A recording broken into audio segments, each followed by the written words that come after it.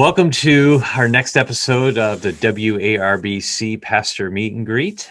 Today I have Scott Buhrow with me here, and so I'm so grateful that he's joined us. Scott, welcome, and thank you for taking time to join us today. Looking forward to it. All right.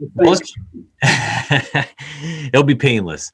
Let's jump right in. Why don't you tell where you're serving, how long you've been there, and maybe just a little bit of background of where you served prior to here. Okay. I am at Berea Baptist Church, back home. My dad served here back in late 70s, early 80s when I was a teenager. And they kind of ran him out of town because his rebellious teenage son.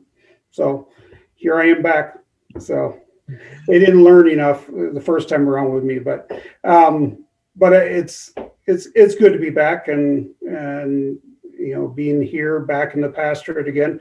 I pastored for 12 and a half years down in Reedsburg, Bible Baptist Church down there, and then served as a corporate chaplain for about a year and a half, and then was in Milwaukee for 4 years as a athletic director and high school coach, basketball coach, and before I came back into the pastorate. So, all right. So you kind of have quite a bit of experience there. What's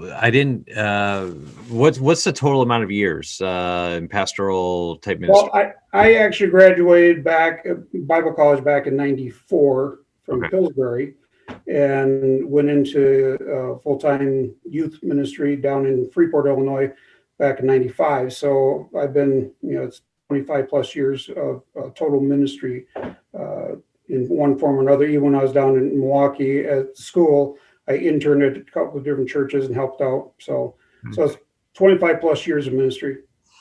So where in Freeport were you at? Because I spent 10 years in Rockford. Yeah, I was at Freeport Baptist Church. Kurt Strong was pastor there. Okay. All right. He just retired this year, I believe. All right. Very cool. Small world. I did not know that you had the Freeport connection there. So 2 years there. So yeah. That's a neat little town there. So was that Freeport Pretzels? Yes. That's the high school mascot. For those of you who don't know, listening in here, that the mascot of the high school is the Freeport Pretzels. I think it was because there was a pretzel factory in town. Is that what it was? Something like that. Yeah. There has to be a good reason to have teenage guys go around with the word pretzels as their mascot. That's right. Anyway, so tell me a little bit about your family. How many kids do you have? How long you been married? That type of thing. My wife and I have been married since '88. So she graduated from Northland in '88, and I married her after her school bills.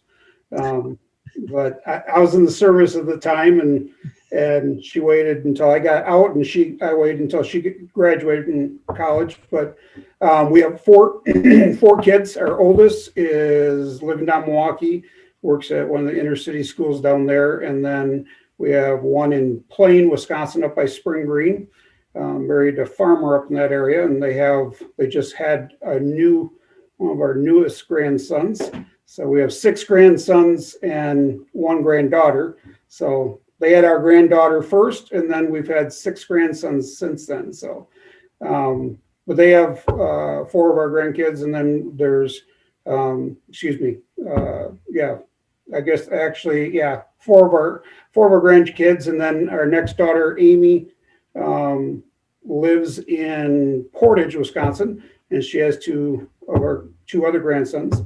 Then my son lives in Sparta area, and he has one of our grandsons. So I mean, you don't look old enough to have 7 grandkids. No. So my wife is, but I'm not. Is your wife older than you? Yes. Okay, well, my wife is 4 years older than me, and I never let her forget it. So, yeah. Mine's only 11 months, but I tell her there's 11 months of being a whole year older, That's awesome. That's great. Okay, so you came back home, you said, to Berea there. What was that like? I mean, I know there was several year in between there, but I mean, sometimes coming back home to where you kind of grew up or whatever, that can present some challenges. I mean, what was that like? It's interesting. I mean, there's only two main families that are still here from way back then.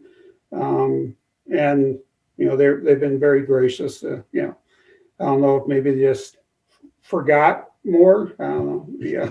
So, no, it's been interesting though, seeing the change and, the remodel. I came back in here and they were in the midst of a remodel. And so, when my dad was here, they were remodeling things back then, which is nothing compared to what the remodel was this time. And, finally got it all done. Well, we still haven't have things signed off on, but it's almost there.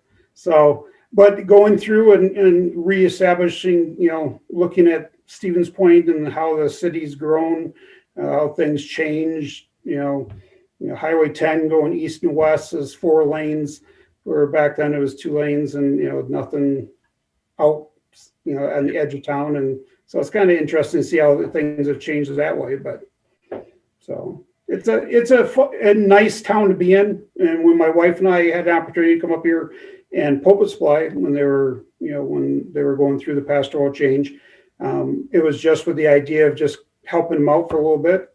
No intention of necessarily jumping back in. But when we drove away after the second week, we had just a piece about it. It's like, we could definitely see God bring us here and serving. So. Very cool.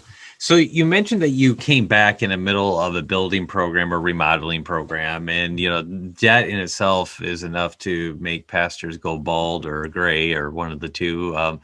And so, my question to you is, what were the challenges of walking into a building plan or a remodel plan that you didn't start, and then just the overall challenges of getting it done? What piece of advice would you give to other pastors?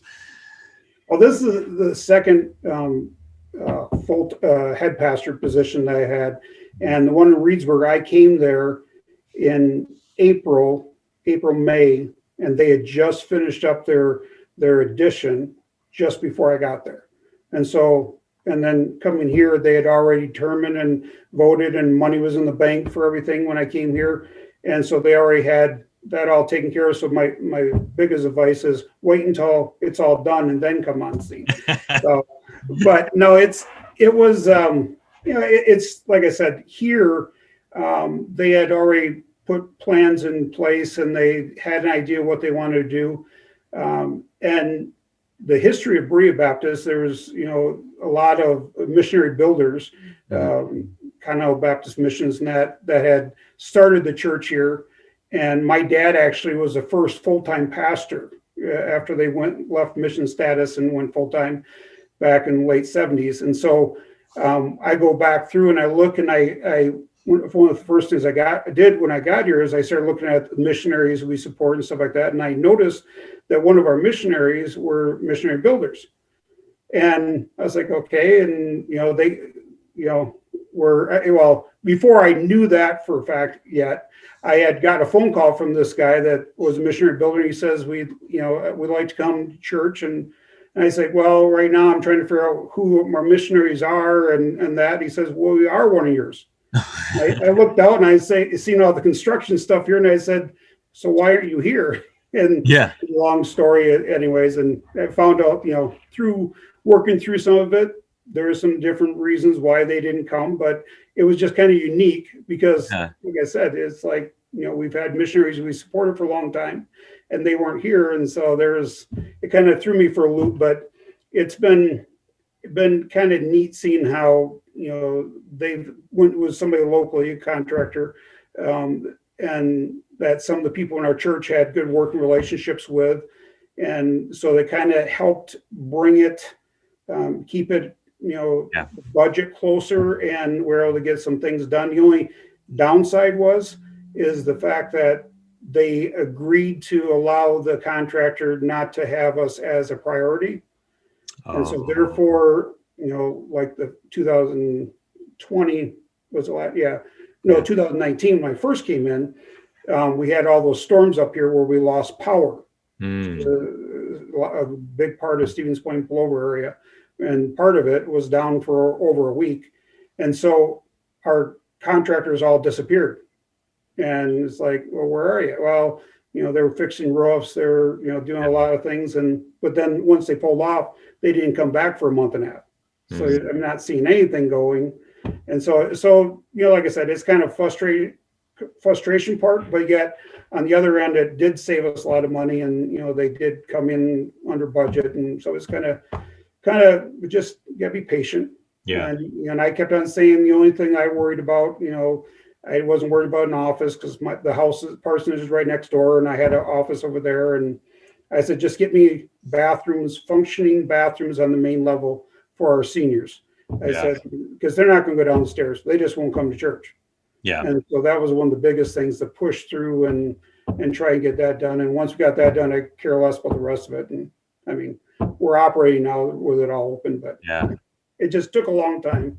Yeah, it sounds like it. What about the design part of it? Because a lot of times pastors get to kind of get their 2 cents in on some of the design stuff. I mean, that it sounds like that the project was way past the design phase when you were in there. I mean, has that caused any like, oh man, I wish I would have been able to, give my 2 cents in, or has it just not been an issue at all?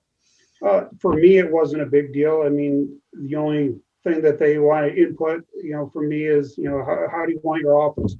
Yeah. And yeah, and it was going to be the last part of the remodel that they were going to work on because they were taking the old foyer, and anybody that's been at Berea over the years, it was a very small little area or a foyer area, but they're going to turn that into an office, pastor's office, once the new foyer and everything got opened up.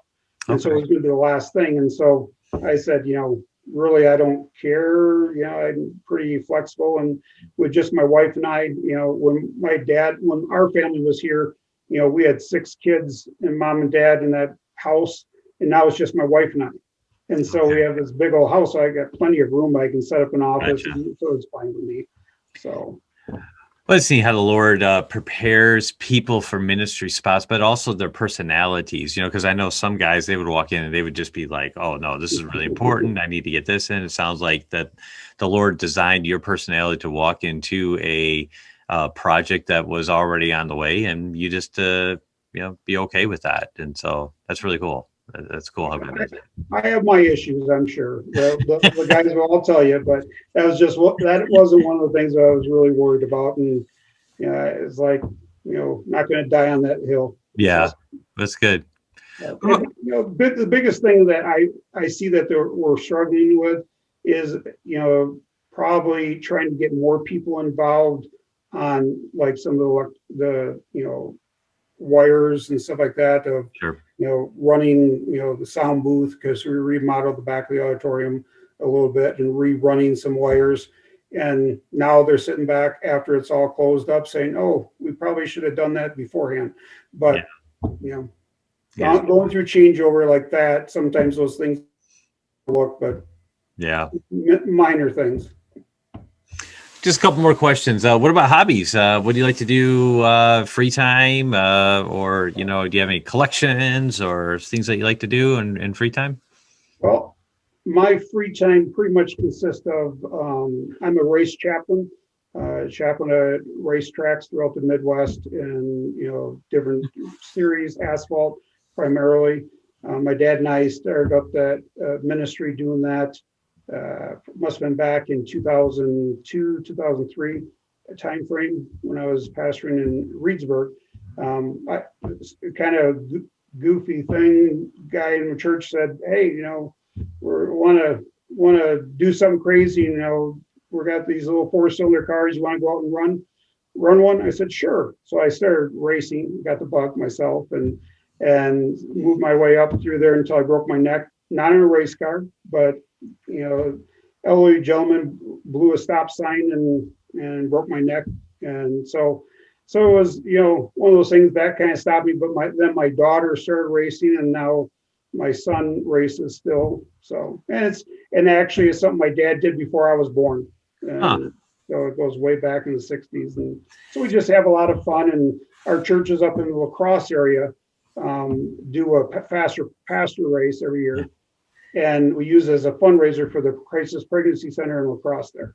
And Cool. so it's just kind of a fun thing. We go out there and bang around and, we try to, spit each other out and have fun.